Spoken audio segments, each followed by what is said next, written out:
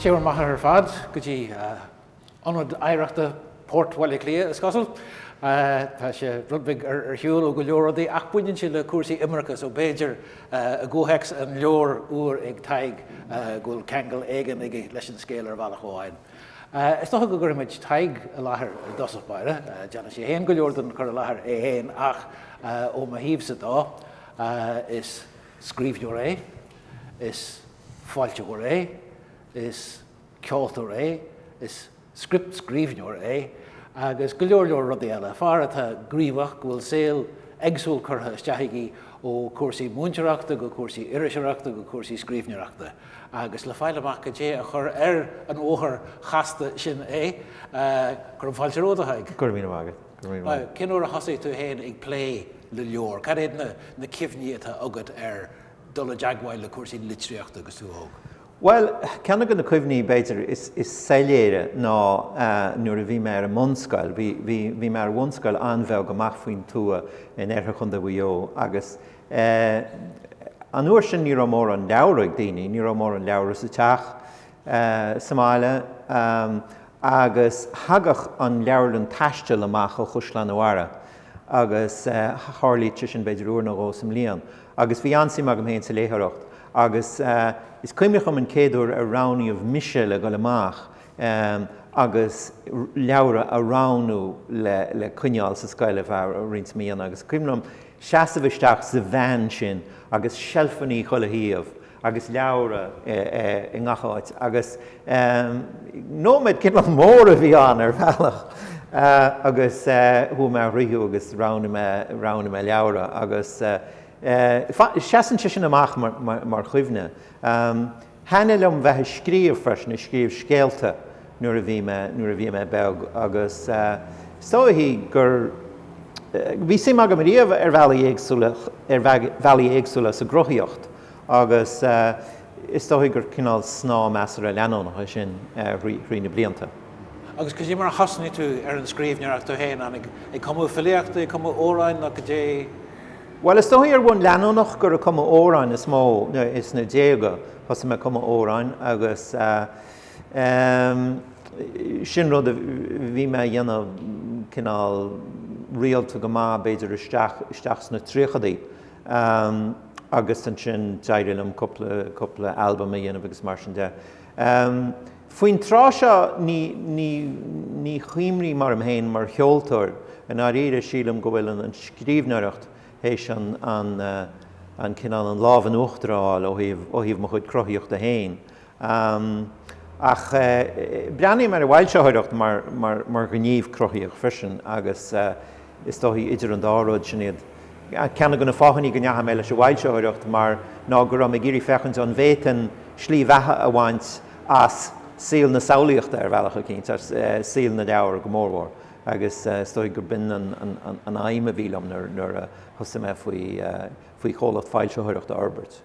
Agus go dtí na céimeanna thóg tú ón lá sin gur roinnig tú na leor le dul isteach sa Scoil go dtí an uair gur hacraí tú de cligan héin gur hasúd slíomhathe a dhéanú as scríbhneoireacht. Well, bhí me comóran mar dúirt me, bhí me shaol i mo bhúinteoir bunscoile agus bhí me scríomh rudaí a bhí dírí ar pháistí, fáil siomh mo chéad leabhar leis an ngúm le lindam bheithe mú na scoile cóiriú a bhí an ar scéal ruaíochta phleabhricrú agus ina dhéis sin thosa me ag obair ar bhain páirteamsire le RTE a chur chlár de fáistí óga láthair ar bainte go tain leis bheitpísa am heappa tíí nó daos. Agus thomála sin thosa me scríbh scripteanna agus scríbh scéalta don chláir sin. Agus bin an chéadúir go bhfuair me ícaí as bheith scríomh. Agus hena an chinéis sin den obairlumm, thu me isteach an sin fuair me deiscail ag obair láimseach go maith le RTE mar láidethir ar chláir do Duine fásta cuasaí agus leanse sin ra bhí me 3 bliain deag an RTE agus na blianta deirí gan tréimhse sin bhí cuasaí cinál briste suas ina chláirichaí éagsúla agus bhí me sé plé le heagrán amháin leis na halíonna. So cha me chuig bliana mar sin go hartar an tír chu aga le bharálíontóirí agus chur ólastóí ar an síl cruthaíoch go generálta. Ach ar feann ama sin is minic go riselumm gur bhrálam a bheith ar an tíbheile gon camera, seachas gur mise bheith a chur na geisteannaí gur mise an duine cruthaíoch agus go méthaí a chur ceisteannaí orm. Agus tá sé tharlaí, go náide. Ach tugann sí misneach aber cool a thuirt le post réasanta bón in RTE agus tuairt faoi síl cruthaíoch agus tú ag brach ar an méid a héithróid tú trí hansar bhealach nó trí iireachta dhéanú scripteanna na leor na óra na pérodé a scríomh mar bíonn tú gcónaí ag brach ar ghuine éigen chun éad a cheannachhuat. Tá sé sin fér agus a breathnú siar feicearm gur thóg me seans crackailte ag pointe áirithe mo héal. Nílas agam amach sé de bhisnach agam é dhéanamh inis dá mechan an ráis an os mo chóir inis ach is málam go nearna mé é ag an ná mar a d'oibre sé amach.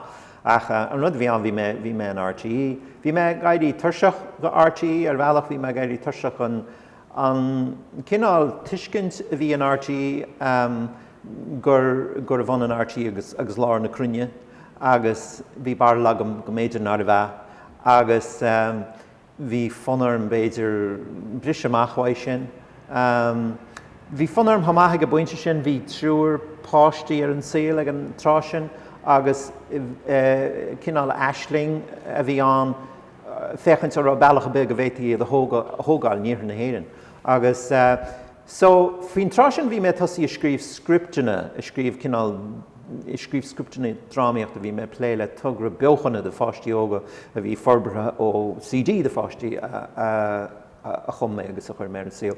Agus bhí forbartha teachta sin agus bhí chur ansaim sa scriptescríbhneoireacht mar chinál scríbhneoireachta. So tháinig deis a níos hir mar agrathóir scripte le Ros na Rún, agus chuir mé isteach agus fuair mé an job, agus ar bhealach i breathnú siar ar sílim go raibh sé crackailte gur chuir mé isteach agus níos crackailte fós gur tugadh an job chum. Ach rinne mé sin a fearíns blianta, obair an chrú a bhí an, dóla mé chuidhá faoin scriptescríbhneoireacht, ach fuair mé mí háú le ó híomh na cruthaíochta go, mar hééis písa hiig mé an aríir gur bhean ról a bhí ag an agrathóir scripte i léireachán mar sin ar buise de gceist nach rá ionintach má.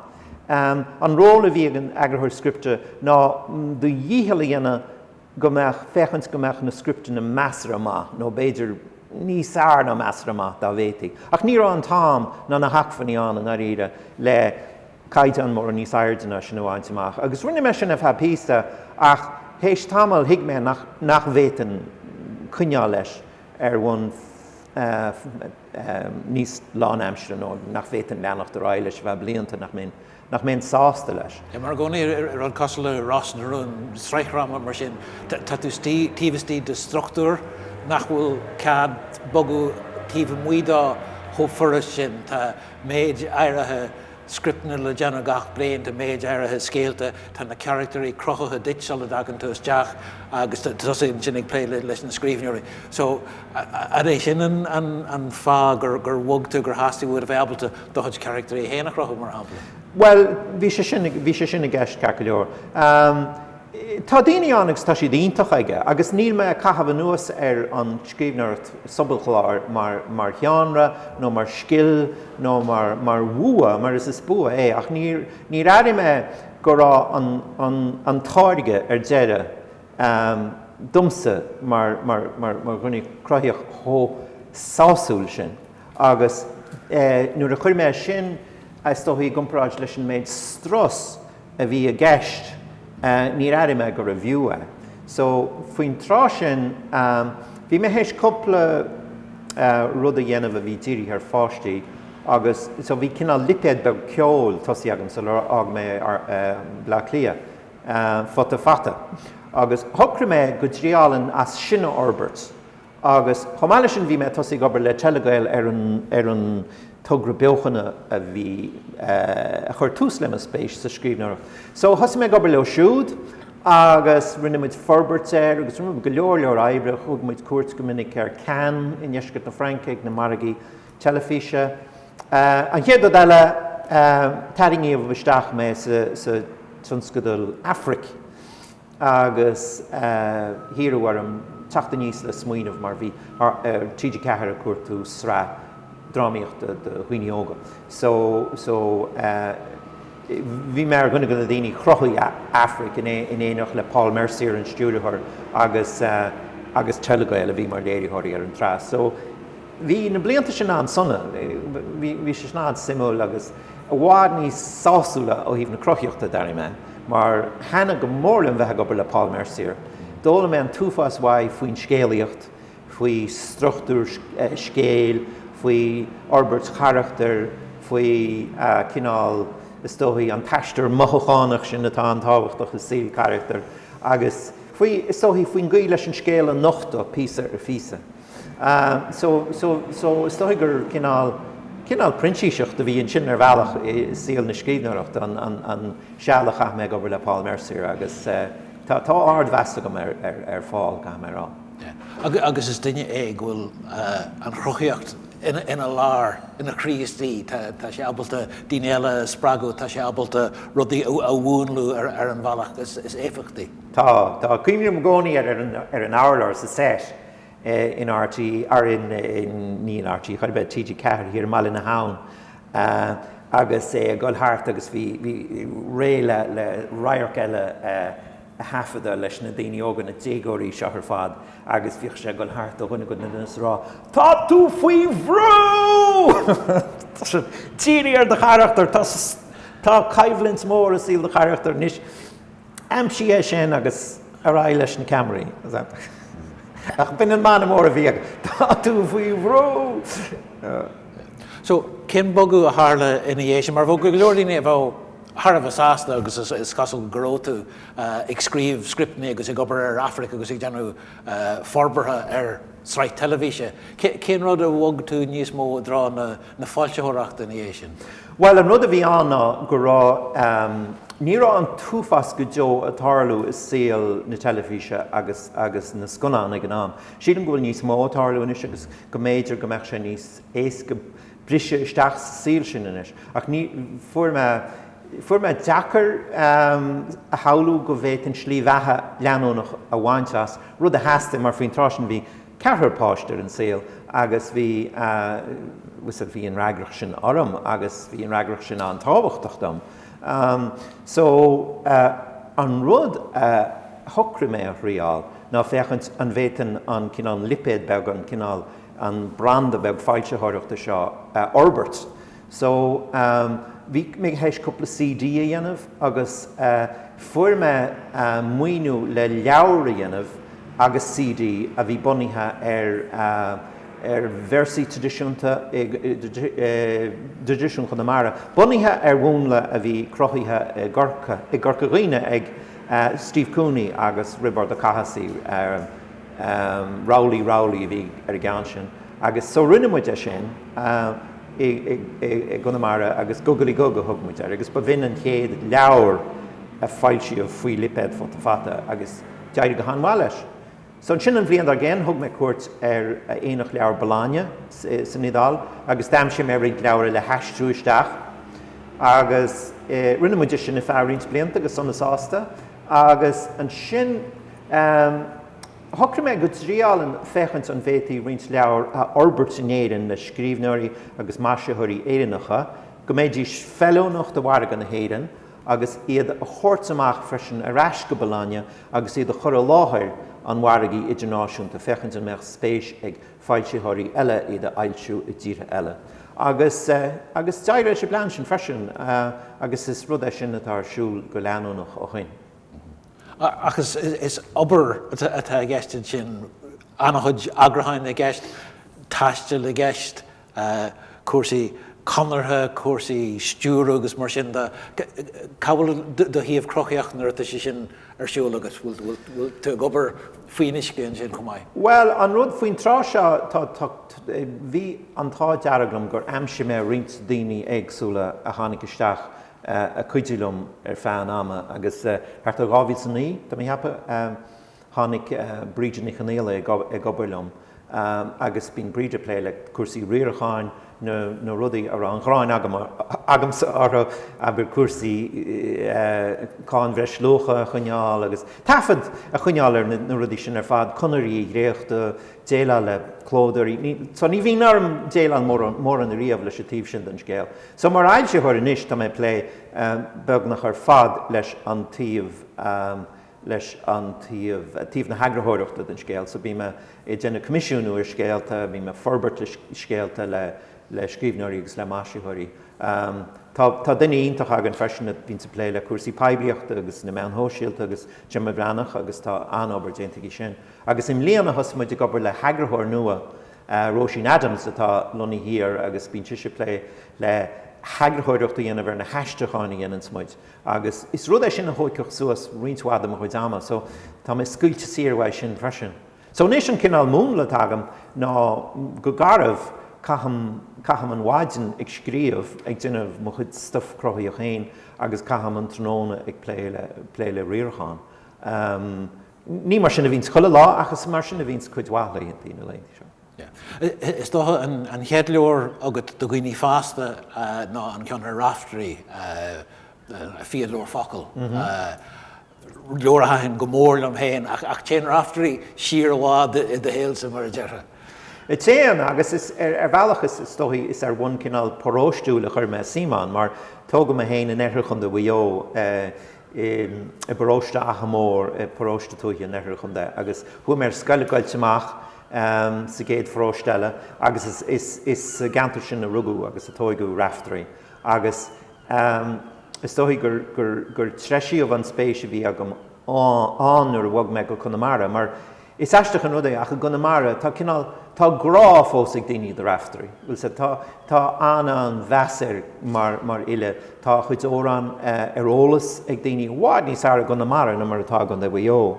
Agus ar bhealach tá cinál an glún ní sinne go mórhór tá saolíonn siad raftarí ar bhealach mar fearsa beo beagnach ar á aithne go héin éidir bhealach a cíns. Agus so is dóthaí nuair a scríbh me an leabhar sin an rud a bhí me gur a dhéanamh, was it forbar leabhar atá ar fáil Gaeilge a bhhainann leis a gcineál sin ábhair, a bhhainann le beáisnéisir ile was it a bhhair san am a cathú.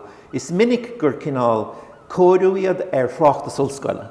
So bín blas na hacadúlaachta go láidir orthu agus blas na hallscoile go láidir orthu. Agus rís ní marrá bhfuil éon locht agam mar a gcineál sin leabhar, ach tá bailach eile leis sin dhéanamh agus an rud a chrial mé dhéanamh leis leabhar sin ná an scéala inseacht bunaithe ar óráin agus ar cháanta éagsúla a chum sé sin úsáid mar struchtúr ach amála sin technící fiction úsáid leis an scéal a chuir a láthair le cinál raircaní tábhachta as a híal a chuir a láthair agus a haolú beidir ar bhealach a bhfuil blas fiction a chuir. So sin an corthaí go bhí agam den leabhar sin. Agus an sin bhg tú raibh sin bhí gobar ar charactar a bhí tucha dit agus óráin agus filiíocht a bhí tucha dit a gas raftarí do leor úr nua tá muile le roinnt mína inis Madame Lazare. Rú sé gceiste go a gcónaí beidir a thuirt ar an úrscéalaíocht. Well, ní rá agus híl mé riamh gur scripteanna a bhí anam gur a bhín an rud a bear a deilgham. Ach an rud faoin scripteannaíocht ná tá rud amháin faoin scripteannaíocht atá míthásúil agus an rud atá an sin ná gur ar bhealach an rud a chuiris tú dhíit a thiúras tú isteach a lámh an stúrthóir is cápéis cinál sealadach atá an sin na gcónaí. Mar déite sé athrú ar go leor bailí idir an lá go gríochnaí an tusa bheith scríomh agus an uair go bhheictar an scéal ar an scáileán. agus bhealach tá sé sin go breá bhealach má an rud atá go deas faoi scríbhneoireacht, go mórhhar má tá tú bainteach leis ó hústeire mar a bhí gceist le Afric, ná go bhfuil go leor comhaidbriú gceist leis na daoine crothaíocha eile, agus tá sé sin an simú agus an tanmhah cuimniú a gcónaí ar an lár heasméisteach ar an set de Afric den chéad lá, agus í méid marachtáil leis an dam seo ar feadhábhíonn go leithrimh sin, agus go tebann bhí me heasa sa siomra ranga, agus an sin tugadúisteach mé ag ranmh na goltachaí, agus is siad rá seohéad na goltachaí scoile bhés ar na charachtar seo, agus an sin na castal leis na haisteoirí a tháinig isteach agus thug rud hain den na charachtar, is sin an simú. Ach, an rud faoi úrscéalaíocht ná gur an rud a chuireann tú dhíth a go deire nuair atá an agrathóireacht déanta agus choilthirt, sin an rud deifníideach, ní teag sin na go le gathrú, úrscéalatáin tá sé cinál leachaíach agus an rud a scríomh tú sin an rud a léhis an duine bhfuil si ag an óicí a léamh. Agus an scéal hain, imíonn sé ó áit go háit ó chréibh sé ama go tréibh sé ama eile ó charachtar amháin go dtí charachtar eile. Níon túma mar an den scéalach, beidir go níor mar ort tús an scéal, beidir cóheics óirt de hús an scéal agus písa de sin a léo goí daoine is blaisiú den phríomh charachtar. Ok, so an scéal atá gceist ná tá beirt phríomh charachtar an, beirt bháin, danóg, le bheanna tógu ina giúdach i báras, tá sí cinál anis sin near na bhithidí, agus tá sí a gaidirmh le halíontar, tá sí na cónaí sa mrúsel, agus a seanmháthar. Agus tugadh le fisarí de le bheanna bhí sí an óg, mar siad na seantuismóirí a thóg le bheanna, ach tugadh le fisaríomh gur giúdach as tuisgurt na hórapa a bhí na seanmháthar, gur éili sí óna tír róchais sular onra na násaithe an tír, agus gur dinú slad ar an bobbal giúdach, agus gur caiiliú chulaganna dá muintir, ba is an 10 duine dá muintir tháinig sláán. Gur raibh sí fós an trína chéile faoi sin agus nach raibh sí géirí labhairt ar bhealacha be faoi na cúlra, faoi na hóige, faoi rud a be a bhain le na cúlra. Agus an sin na ndearra a saoil, tosíonn cinál éironn sí scapaí na híntin, agus tosíonn cinál leidí agus blúiríolalas a sceithúhaí. A thugann na fis de le bheanna go méidir nach bhfuil an scéal atá inste ag an teanmháthar ag Hannah Lazare, Madame Lazare, nach bhfuil an scéal sin fíor a chorbe. Agus an sin seoltar an bheanóg ar aistear agus í ggéire álamach céirt go díireach a tharla. Agus an sin ar feann ama tá an teanmhean an teanmháthar tá sí géirí an rún atá cuniaí ar feadh síl a chosaint. So I dús an leabhar ar bhealach níl an rún ar fad cinál nochtaithe ach tá túrim wathagan ag tús an scéal go bhfuil bheanóg atá curtha láthair agan go bhfuil rud a cinnt uafásach tar éis tarlú a airíonn sí go duna faoi agus gur a bin beidir an cinál an bunús atá leis an scéal. Agus is cinne an chomhuiseach a bhí an sin. Ní raibh mé géirí scéal a scríomh a bhain le cinál mistéir nó bhain le cinál díreach is dóthaí cinál cleachta inslachtúil de cinál a cinnta bhil céireann is agus céireann is siúd. Ní hin an cinál scéal bhí mé géirí a scríomh ní húdanas a bhí an a chwaidónas. Ach mar sin héin tá go dúir de scéal blachtarachta ag buint leis. Agus sin an turas a gceann an léthóir trídin leor ag leanúint an bhean óg agus í ag irí eileach. Se go díreach. Céir go díreach a tharla. So nílas agan céir go díreach a tharla agus sin is dóthaí an job atá le déanamh ag an géad físa le cinál fistrucht an léthóir a bhúscailt. So tá muid gúin na Gaillimhe in níidir cearacha cethe. Is cuma cén rith nó siúil a dhéantas muiread, ní áca sí an ihe a nocht in dé go brach. Teithis sí agus teithis sí ach éilú ar bith ní bheith aici. Gach glúiseach de thógan na collinis agus í a tairings ar na maidí fada ráha seo fanis siad ina cuimhne. Gach uair a líonann sí a scábógaí le héir gurt an Atlantaí, gach brain sáile a eitlíonn tríd an éir fuair le tuirlingtar a lecin, gach giascán a hagan ó chunablacht an bháid chanmháis fuaithe. Lásta i gealach ard a bheits an rairc seo a thuchas arás a ríiste agus a ríiste eile a bheith a síl ada le hí amhainte sa colla ihe. I héin agus a leabháidir a treo tríd a sáile, isce chuan na Gailge bheith fuatha ina gluine. Idir a míle díhil a géir tala terim amhaint amach, sa le móchan na réaltaí os a géan, sa le neairóin ghriam go híisiú sa spéir head hua. Ráchálan a glóiseacht mar a bheith colin a bháin an, a crumach an tusaí go rithimúil agus a taring siar go tean ar na maidí. Ilan áran ar a gúil, ar an amach ilan fada lehan na héirin. Áte bhfuil cuairt tucaí ag muide hí faoi gó hána. Cé go dtuigeann sí go ríomhaithan fráin a bhainans le héalú ag an ancéanna tá sí strachait leis an bhain mire atá éirí an chorach a chasa timpeall. Fille a ríiste a teachín cantaí a bhfuil mór an chuile iad a síl catteaí an. Arás go nóméid sul an nearna sí an rud a rinne. An nóméid sul ar hit páric ina chrap ar leacrachaí an orláir. Amachchan seo ní mar bhringlóidíthe a bháine ilthas an rairc seo a níor a dua orthaí. Sna blianta fada atá a rimpe é a taiste le réin flódaí metro go dain faoi chathair fóras, nó ina sí go ciú na sinagóg sa gcathair chéanna, aró sí fuach nimhnach na híthe seo a bailú na timpeall a ríist, so le bléasca splanc chuimhne ina hínte na thiúra siarí. Siar ag an nóméid áirithe seo. Nuair a stopann siad an choracha omrú agus leagan lámh ar ghualann na leabhádóra. Nuair a chasan sesin timpeall na tro, é a brethar chuintíomh gon chorach le hí a chuneáil díreach san isce. Casan murid í héin go máil le céim a thuirt ar a gorpat a sínte a dón na choraí. Umpíonn si a níar a ríis le sí a near an bháid agus crummann siad bert síos le breth ar ghualaí agus ar chosa fáric. Gíranta ina híntan go deo na neor a bheits an nóméid deirí seo, corp fáric á leanú isteach sa sáile, an choracha luasca ar dala fuha. A lámh heas a bula an isgur dús, an sin a chloigeann an mothal catach grúige ar fullúin sa sáile mar a bheith slíad feamaine an. An leathláimh eile goil faoi, an dá dhé go sin amach I dro an grinneal. An chail na colapaí agus ar deireadh na cosa á slaigisteach sa dam doracha fóthain. Seachas gnéir beag an rairc seo ilise a ríiste agus a ríiste eile, an níomhá is mó chud is líonra ar wired ná an smara fola ar a bus. Nuair a thumann sí a lámh le sa sáile leis a bhuiile glána, leathan néal doracha amach a ngach tro, é a scapa leis go rábach nó go mbíonn cuan na Gailge ar fad ina loch dearg fola.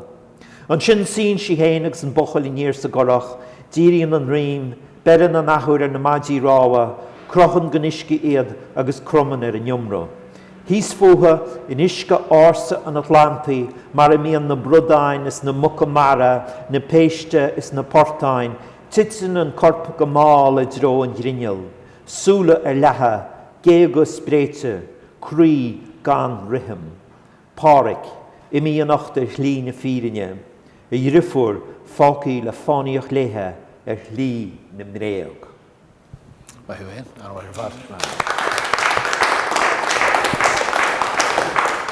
Wel, ni doelym gwyl yn unio on a léhach sin nach mó fan ar leanúin a rá leis an leor.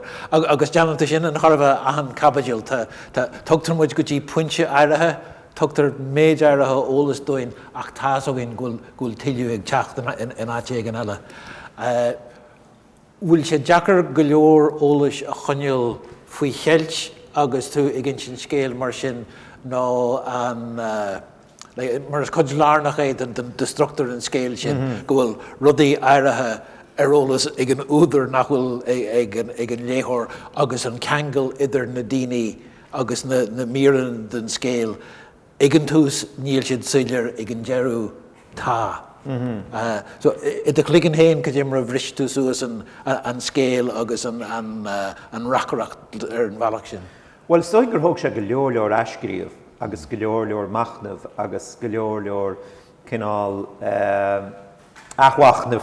As cuimacham tá obair déint agam le blianta fada le scríbhneoir as Fíodóir atá lunaí hir an gáile agus í plé le síl scríbhneoir don scáileán agus tá mé heis go leor eibrí dhéanana le hí mar scríbhneoir a chamáile sin mar agrthóir agus sin í albanna gile bhríide.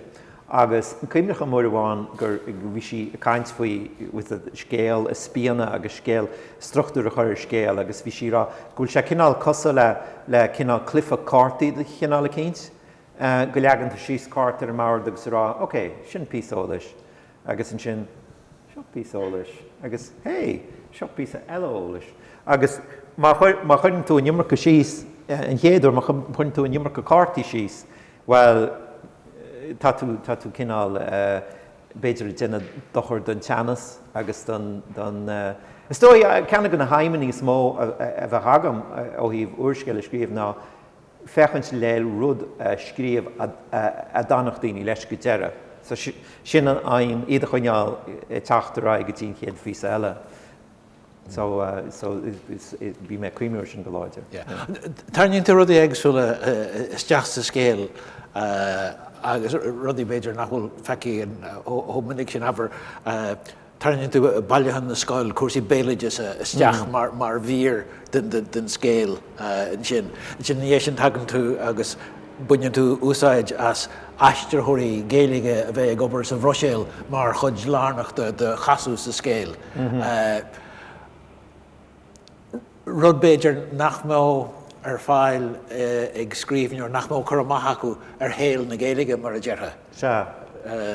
Rú sé táhachtach duit go mósáis rudaí úra den cineal sin fitte fuaite leis an scéal níos omláine. Well, is dóigh go raibh mé gur scéal a scríomh faoi chuirsaí cuimhne. Is dóigh gur cuirsaí cuimhne an táhachtach mar ná riad an scéal. Tá an charachtar an atá aráig tú an scéal an teanbhain arán nach cuimhin le hí tada. Ach an sin réir mar a héon tú isteach sa scéal agus fáin túach níos mó faoina cúra agus faoina hóige, fáin túach go rá óige an a bhí báite gursaí cuimhne ar bhealach.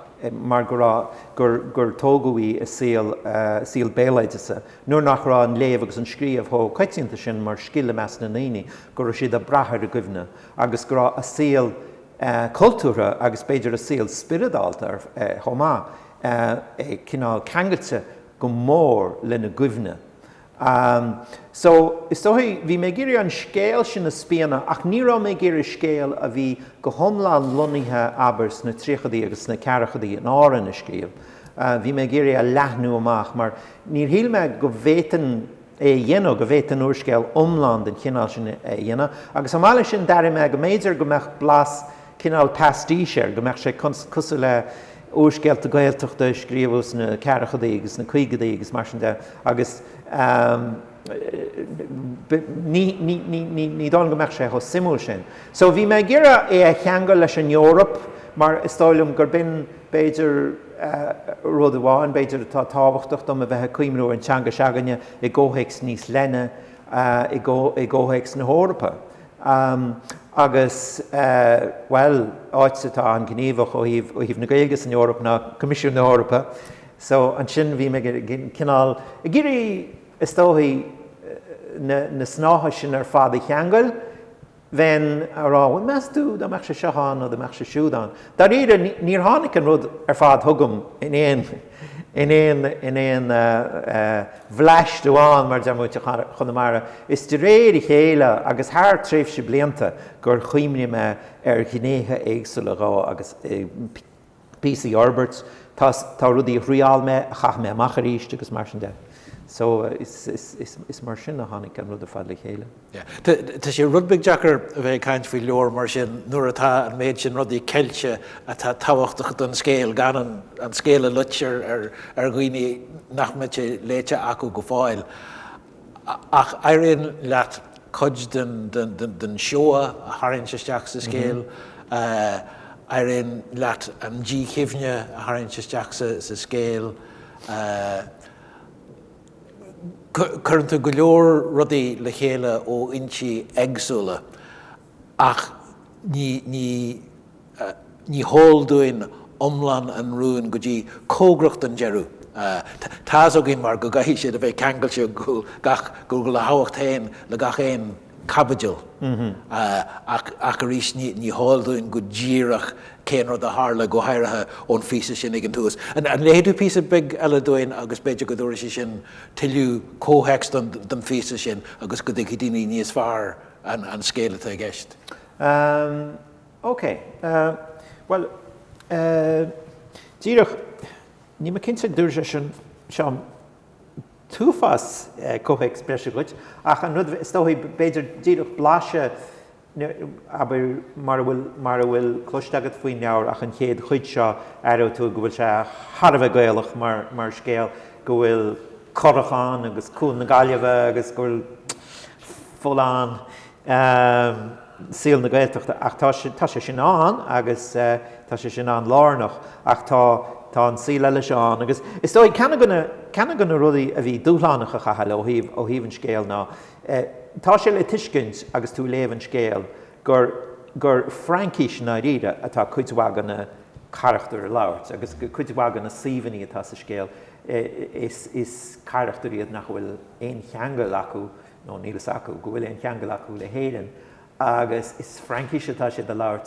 So bhí sé sin deacair agus bhí sé sin cinál a chur búrtha orm mar ní raibh cinnte an aibreach sé an lacach daoine leis. Go mórhhar nuair a bhí teachta agus imimecht idir an teanga sin agus síl na héireann. Ach an éos is a Frankis atá an písa seo tarlú agus séir atá ná leabhana an bhean óg agus tá sí trééis lá crua a chur soch gargal húsan scéal. Tá sí hééis lá crua chur isteach ar scail is mútar bonscalaí, tá sí ag gobar i gantar cinál deachar san Rússeil. Téan sí bhaile agus tá compánach Armán is alíontóirí agus tá sé gobar Somália agus tá tábhacht ag an obarí an Armán ó híomh an rún atá ag an teanmháthair a nocht, sesin an chéad duine a nocht an cinál go bhfuil rún an áirí ag an teanmháthair. So réon seo ráirc nuair ilann le bhean ar nárasán agus tá Armán i món oibre. Nuair a dil sí ar an nárasán, bhí Armán san áit arrág sí ar maidine. Ina hí ag bord na cisteanna, péir a clúsán éil, riomhar a glúine ó sa chóir, rá chailere gach éon taobh gon scáileán agus riar deisian electrónacha eile leacaíach na hímpel. Bhí méarchláir ceol áil piano beg faoin na lá bheas, é a bula nóta níos sa rísteir de réir mar a bhag graf teamh fioclach trasna an scáileán ó sa chóir. Nuair a tháinig sé le bheanna, dhéit sé. Tú déja lá? Rinne me mail sa barc déon gnó le seansahortait. Bhí doras na cisteanna tíomhhíorgáir oscailt. Ní ra puta ar bith ar a sarn. Is tosa bhí leis an dinnéiríanna nach tú? Has sé. Sían se nóméid go gloise tú idir sé, bhrealam de chúramáil. Dahan si go maithan corthaige se bhaid. Bhí sé gíre í a bheala le síma chuir sa bhéid bhí dénta ó bhaidinige le tahan ar hí ligan sró. An dinnéiríanna í héin ad sa scúb sesin chun siúla ríist ar an srach crothaíochta ar a sé gofa leis le coppla lá. Ach bhí impi thomá sna súla donna aige. Ag samtú túram duine eile le go meach barú leige an rá sé ar móthir ceart leis an obair nó an gimimeachtar stré ar bhada bhí sé. Hí le bheanna síos go drogadach. Fóg Armán bara cín agus hí isteach ar a gúlan leis an bhuaimríon a chur siar go tús. Tá muid is spás dómh doracha idir sé, ganin ar dímpel ach fuin. Bhrú sé an crappa seinte agus dhíre i níor le seasamhar leataí bhaí. Líon an seomra leis a bhuaimríon, an ceol taobhsúil teanasach a bhainite as na deisian electrónacha sin a gaithate gach pingan ortha. Dor dáin téadúil sí a chur tús leis a bísa, iad snífa de réir chéile le trop gonaí i scaoilú reis puiléir, fadaíl dúracán a Terlington talamh, pléiscáin, bonáin otharcháir, béceocht daoine. An is is ríist stadach gachrúd seachas corda lom agus hagach glóiristeach le ruthar focail a scaoile.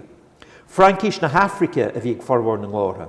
Bhí Béarlán thomachanis is ríist, Arabéis agus teanga nó gó eile nar ahan na bheanna. Bhí na glóirtha bog, suaimhnach an amanaí, rithim staccato lo an amana eile. An chuid a hiic sí Bhí siad a chur síos ráideanna carrach faoi lína gréine waragaí bríomhara éilacáin ag turlingt bhlachannaí a lár gáirdaoiní pléisiúr. Thrág siad thomá ruthir drón agus dúracáin bhuaimí a phléasc gan fulláirih a lár plásó go bríomhara thuris ihe bháid róflódaithe chorp ag tiite mo warige. Has armán leachtaíh a ghóile a bogú leis na rithimí a breathnú anún a réú a hagach glór nó fuaim nó abart thuntasach éigen chun cín. Taréis cean ó chuig nóméid, hín séisteach a láimh har a gúlan agus bhuacha nuaim. Well, tá sé takeí ráig go mór a deir sí. Tá sé anchóchtach, las a thúla go sásta. Meastú? Cínte tá. Tá sé garmh go maith agónaí, níl an measc an glórtha geart. Ní thug me sin faoi deara. Níl tá sam nach chuil, agus tá an rithimroch hínte nátechaí. Níl sé capi bheith na físa ceol. Seas siarhhaid tamala deir sí í gairig an chathaoir. Déan rud éigen eile, an dinear chur a gás. Stop sí le póg a leagan go leathhágáil le a bhéal. Lig sé grúsachtas agus fógur eisi. Déan nómad eile deir sé, tairn tuige na clúsáin a ríist.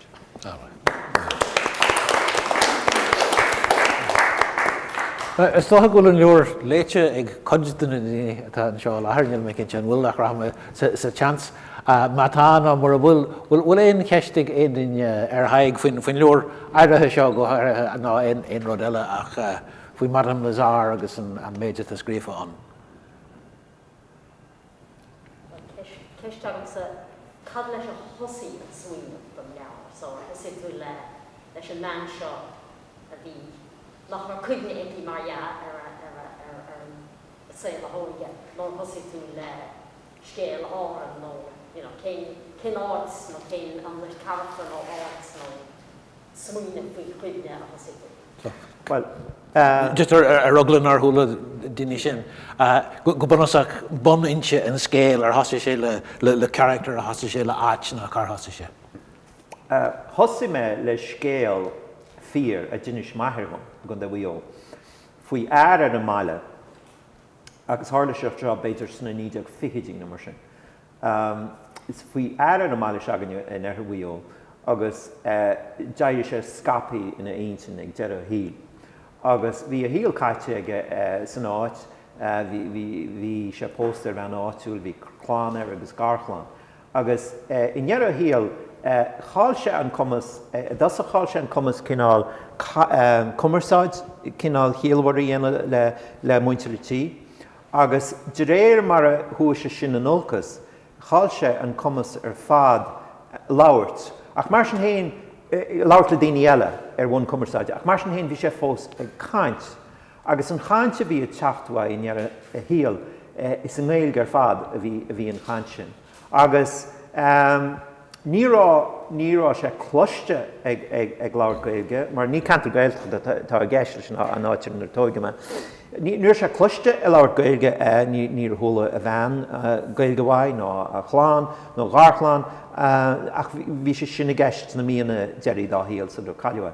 Agus chuir maithir suntasán mar scéal, agus chuir mise suntasán mar scéal, agus an bhliain ar tháinig an Leabhar Raftearaí amach an nollaigh sin agus an mé ré leis an tionscadal sin a bhí ar am hééis cúpla bliana a chatha leis. Dar mé bhuim cinál tionscadal mór den cinál sin a bhétain cinál éalú isteachán. Agus thosaí me cuimniú an scéal seo bhí ginste ag maithir. Agus thosaí me cuimniú ar charachtar ará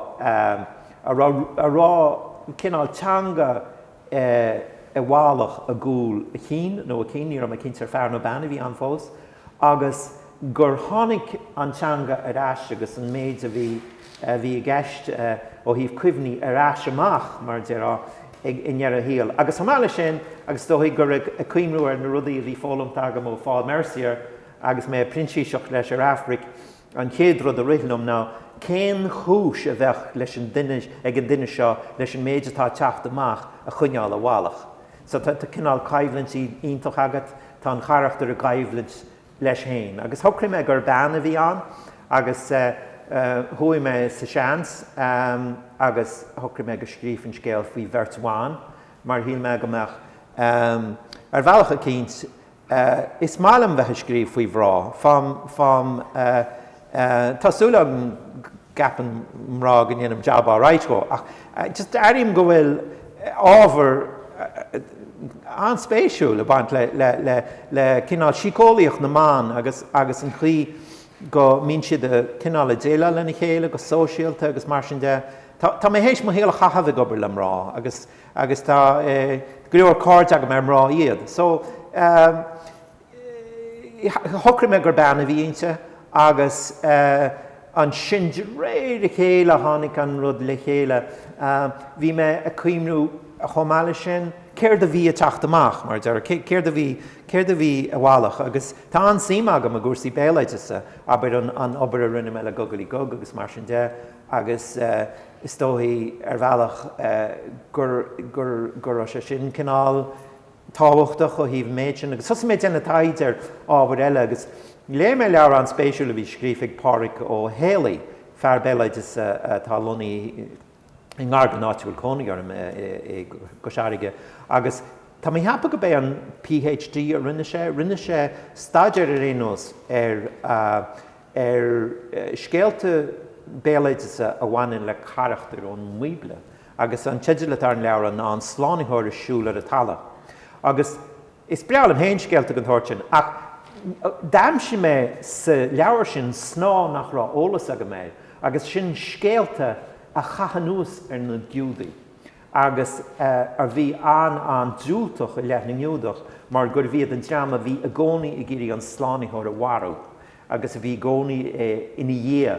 Agus ní rá agam gur an sná seo an tradiisiún béal na Gaeilge agus na héireann gur an sná láidir seo an bhí cinál inéan na ngiúdach. So sin an uair a riselum nach net sé simúlda metí ina cónaí a meas na ngiúdach a baras. Agus chuir mé baras í mar is málam páras. Agus so sin is sin tháinig an sná sin. Agus mar dearm thar réimh se cúpla bliain chus an tochtapas seo fás cos agus trónig éagsúla. Agus an rota tasnathe ag scríomh ag an bhainte gur richt na snachanna sin leat ná an róisiad sin ag neadú is tíad a chligan. Bhí me tosaí scríomh agus tá agam tá písa tá sé sa tríú capital inis is chur síos an beidir an 5 capital.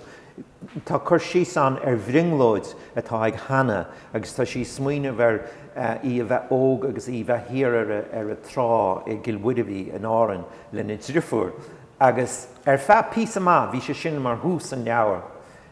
Bhí sé sin mar ach dairime me agus an sin dúisín si agus tá sí baras. Ach ní me sásta leis sin hí me gur sé ró heban agus go méidir go mar sé deachar ag daoine a hiiscint agus gan a bheith sách ar bhealach mealtach le tú chuneáil leis a scéal.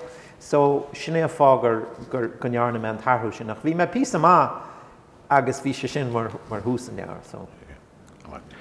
Ro ceiste é daile faoin leor ná éon Duine leis.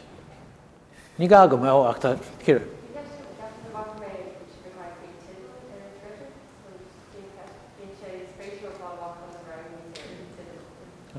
Cidir le leor cadá a dánig sé.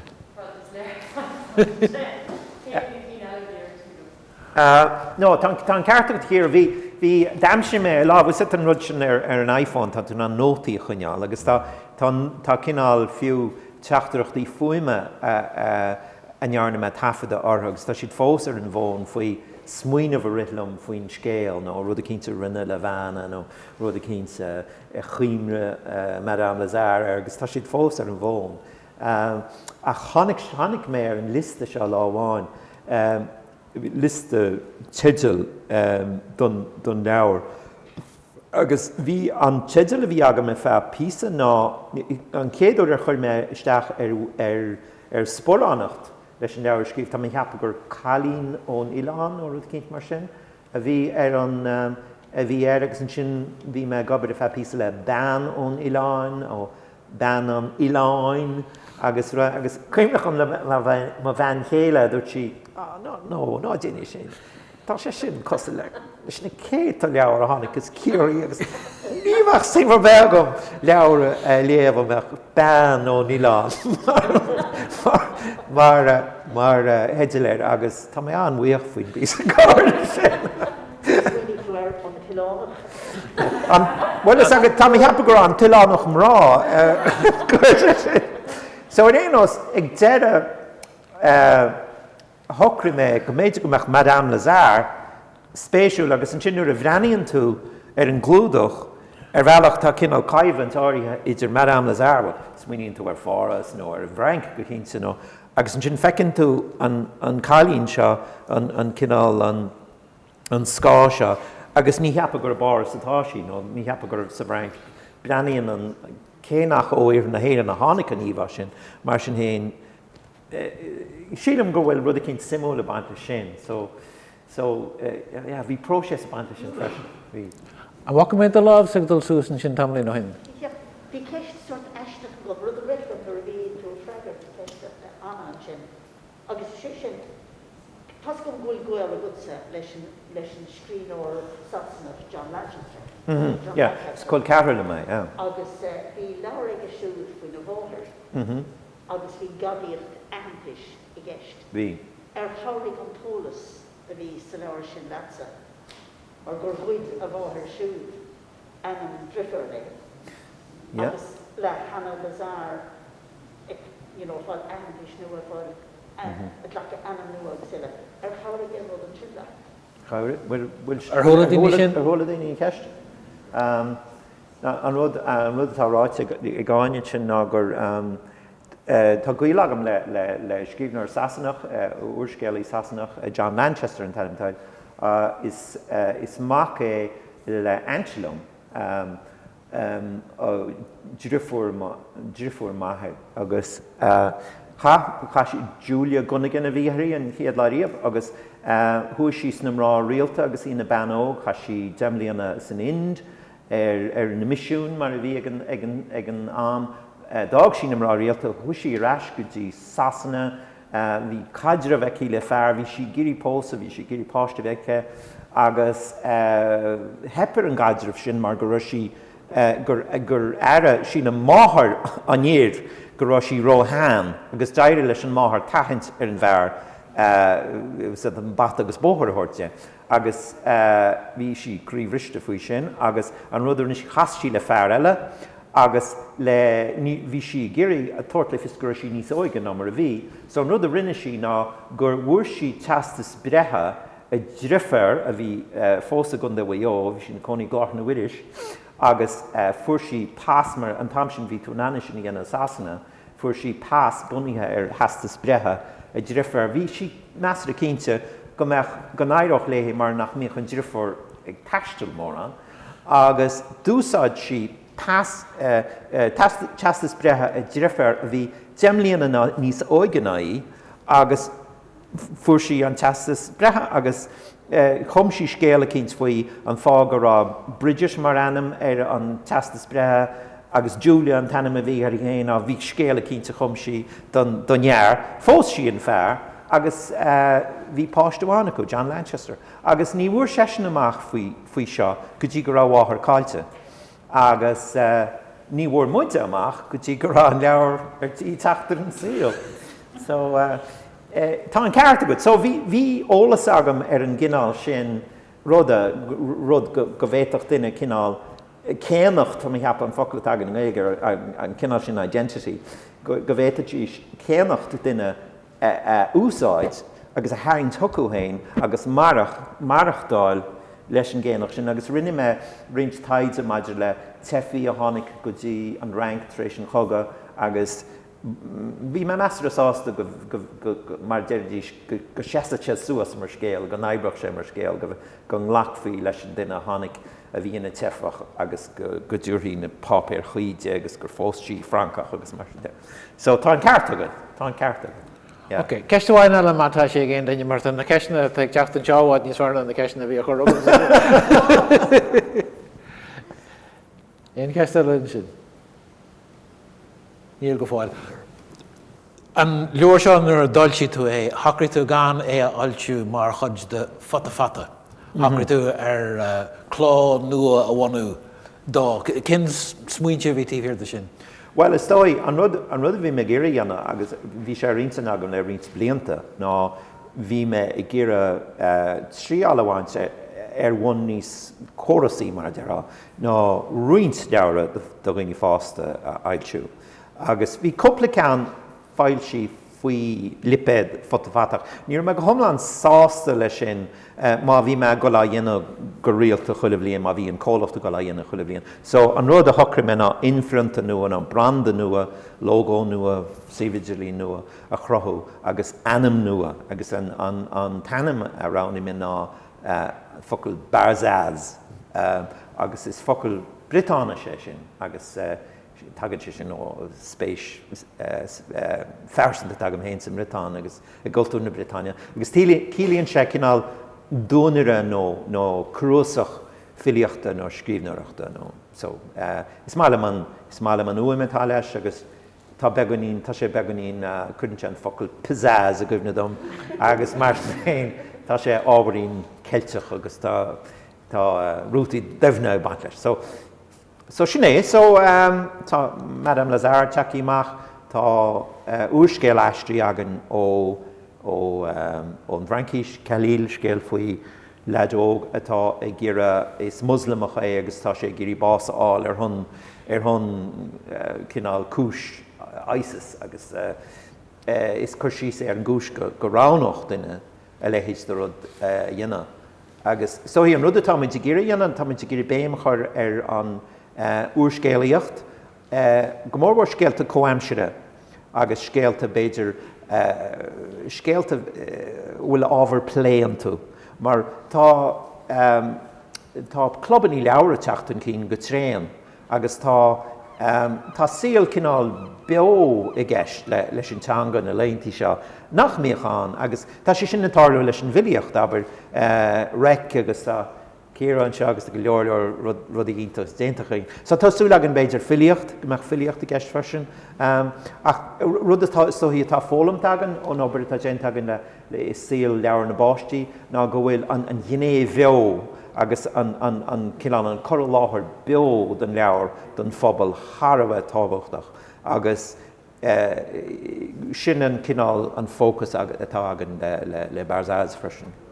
Cad bhí cuasaí léthireachta, aber léthireacht leabhar Gaeilge sa ggéaltacht. An bhfuil go leor do sin an le cólacht den cinneal sin le léthirí a ail go nécinn na leor as do héin go má tionarchaigh na leor ar ghuioine. Well, tá I gás leabhar na nóg tá an ghinné sin den nitríocht faoi bhlá na léontí seo sin am héin. Tá láiríad na nóg le Gaeilge agan den chéadúir riamh an Dhéanaí Glen agus tá borra faoin síl sin agus tá borra faoin mhailseoireacht. Tá an ailseoireacht do ghaoine fásta agus an scríbhneoireacht do ghaoine fásta níos dúlánaí agus is tóthaigh bhfuil am héin mar ailseoir tá go leor le fólam agam faoi. Tá chuid dúlán héin a baint leis. Ach le háis is tóthaigh an áit beidir a déan muinte mú síl na Gaeilge ná go mín muinte gcónaí a churann rud atá agan a gCOMHRÁid leis a méarla. Agus níl sé sin féráilte agus níl sé cíalhar, mar dá gcuirtí an rud atá siúlagan I gCOMHRÁid le fiú mórthangachan na Eorpa. Tarlíonn sé mar thompla go bhfuil maclam a go amach le aisteoir ón idáil agus bhí siserá na prasaní beaga na clónaí beaga is san idáil a bhín aber ag aisteú leabhar isteach nó ag fáilsiú bun ábhar. Is minic nach gcuireann siad a glóach beidir 300 nó 400 cóip de leabhar. Mar níl an cinál cultúr léthireachta sin an san idáil agus atá an seo níos fuide ó thuan nuair tá was na híchann fada agan agus níos mó béim ar bhealach a cinnt ar an scéalaíocht. So tá sé sin an simú agus dúirt sé sin cinál misna chuid ar bhealach. Níl agan nach 75,000 caintear léthúil má tá méid sin héin agan. Céhid acu sin a léan, bhfuil céhid acu sin I scríbhan, bhfuil tá méid déna go má. Agus takeíocht agan ón stát, agus níl se sin i ngachtíí nó ngach cultúr. So agus tá muintir na héireann ar a hon, well tá siad ar na daoine nachhfuil an teanga chu tá siad ar hon na teanga. Agus ní mar sin atá le gail na halaban mar thumpla. Ní feicir umsa go mbíonn siad a strachailte gcónaí le maslú agus le caitheamh nuas agus cén fá go bhfuil pína bith a chaitheamh ar an teanga. Ní mar sin atá an éireann agus ba ceart meach muid bródú las sin go bhfuil an cinál sin síbhéalteach donning. Tá mé go iríart óranrá an tamlaí mar gealú sa fibliacht don áchaid seo go bh cuasaí ceáil gceist go bhaid ach nuair a tuag swinúir a rud ag an gur féidir le rá gan do giotáir. Luí tú sin go dtíironn tú maidin agus caiithinn tú an chéadchuid den lá ag scríomh commodúach crochiach agus go mínta go pléad le cuasaí.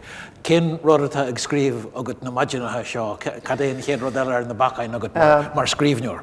Tá mé díireach ag útamáil le roint smuointe le haid úrscéalaí ag pointe an lua go dó sa bróises agus ach an rúna agam ná díú isteachar sin na gceart tar éis na nullag.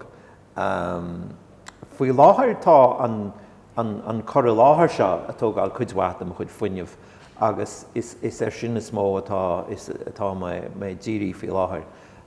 Ach tásúla agam tar éis na nullag go mé me an díú isteach ar rud eile agus bé mé gurí an leabhar seo chuneáil os cóir an phobal in chéad bhíon eile freisin agus tógann si sin go leor ama ná riad agus go leor fuinneamh agus go leor saolaíochta le na dhéine ach taíonn se lom agus tá sé go hálinn an deis áil héis roinnt blianta chahabh agus na scríbhneoirí eile an seaata mé cinnte go dtí siad an nutá sin atá mar rá má chaitheann tú roinnt blianta i ggóúidir charachtar atá cumthagad tá sé go hálinn i deis bhfuil amach agus leabhar le daoine fóga. Bhíonn roinnt scríbhneoirí buairtha nach mííon an aiscathú céarna ag buint le na go scríbhneoireachta néalaigh agus a bheith a méarla. Tusa i do tháinig másc pobl Gaeilge hir rud ar nós clubleor caisearige mar hampla. An bhain tú aisiolalas ó na daoine sin bhfuil tú ceangail sin na pobl atá ag léann na leor. Tá ach thomáile sin an rud nachméachán agus atá is ná pobl na meán hóisialta agus tá sé sin an táhachtach agus ábhar misisní sin agus an rud tá go leor a bhétaí rá faoi na meán hóisialta céanna ó íomh an dochairí an siad sa síl ach tá rud amháin cinnte dearafach a banc le se sin pobl bheaga a haingla chéile agus cinál an cinál tuiscinnte thuirta phobal bheaga gur pobl iad agus go bhfuil siad an bheithe deangail in chéile agus tá sé hééis anmhisneach go deo a thuirtam an méid eisiolalas dearafacha tá teacha rí Twitter go mórhór an áit gorimse mo chuid am mú. Faoin leabhar, so go bhfuil tá am ghfuil daoine a léamh agus breanaíonn sé go daoine teile so tá sé sin ansáú go deo. Ar fad.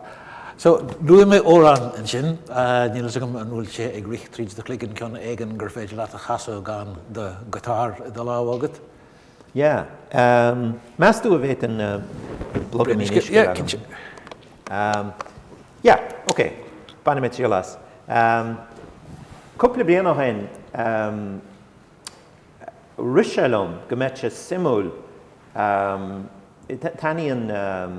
taíonn stíl óráníochta na halaban go mórlam an cinál óráin atá ag Julie Fowlis agus glúní sinna Marianne Smith agus daoine an tóirtin an Portbéal a thugann si there se sin rialanna agus port damsa na halaban ach go bhíonn focail cortha leo agus níl sé sin an mórán ag tradiisiún na héireann is cinál portaireacht béal set fuaimena gan céal is mó úsáidú in éireann. So thocra méid go maithinn trílas sin go gcuithinn go bicinn rialanna agus port agus go gasan na bhád níos maile iad ná mar a chasach fidiléir ná puibre iad agus go gcuithinn focail leo agus so tá pís agam agus bí mar chaasa hir agus tá há ríla gceist agus tá há físa lyricí chuir leo agus tá téim amháin a gceist cean amháin chéad cean chuireann síos imirce na néan teach na imach na bháin leog sa bhór agus an darna písa chuireann síos heach na cúthe. So cas me hééis méid an caiinte ní mór on the floor óráníomh de fácíínam. Is gear go mé ma andóigí ná réiteach chin le himach. Is gear go mé ma andóigí na géimach tuaimi géin. Is gear go mé ma andóigí ná réiteach chin le himach. Is gear go mé ma andóigí na géimach tuaimi géin. Agus siúd an siúla jasan is gummisnú le mo éinin. Siúd an siúla jasan is sé dro na grécha tó. Siúd an siúla jasan is gummisnú le mo éinin. Nead a tawrí briste ach ní miste le mo stór is seola leis na mílte blian na tóiríocht a tawrí.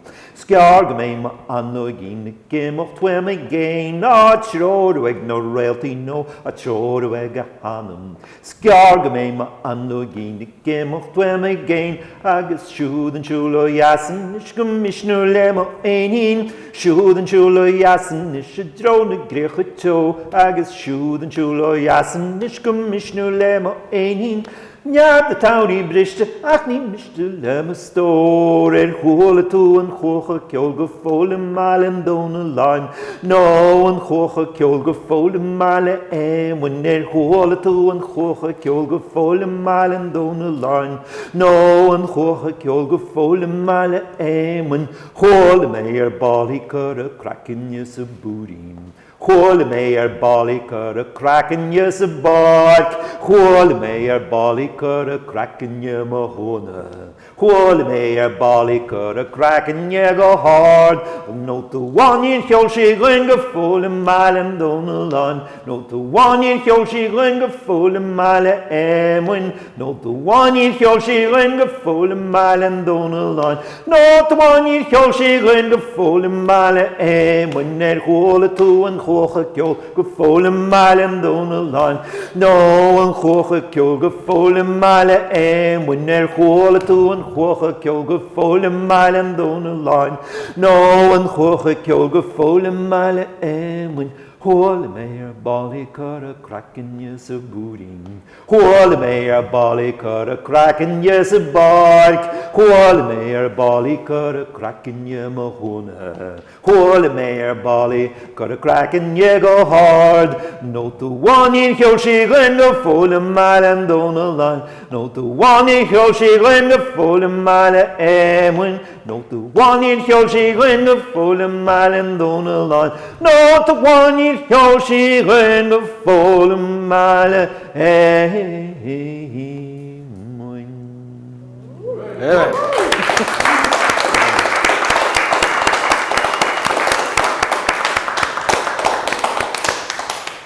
Míle buíochas na Tadhg, míle buíochas le gach duine atá a láthair inniu, tásúla an gróinteamh tainneamh as an chaint agus as an cheol. Tá an leor díal go fáil agus díal an seo agus na siopaí.